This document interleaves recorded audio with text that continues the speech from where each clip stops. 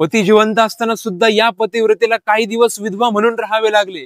प्रभू श्री रामचंद्र पांडव यांना 14 वर्षच वनवास होता, मात्र या स्वराज्याच्या युवराज्ञीला वयाची 29 वर्ष पारतंत्र्याच्या वनवासात काढावी लागली। संसार लाभला तो केवळ 23 वर्षाचा।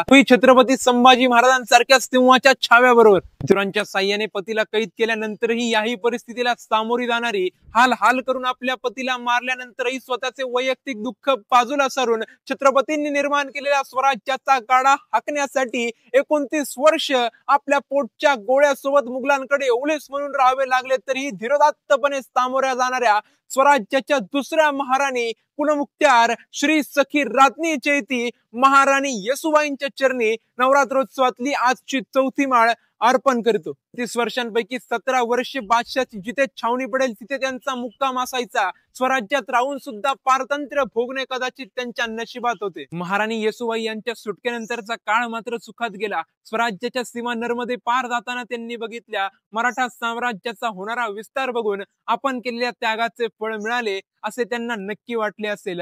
आज नवरात्रोत्सवाच्या 4थ्या दिवशी कुष्मांडा बरोबरच महादुर्गा येसूबाईंची देखील आज आपण पूजन करूयात। नमो छत्रपती।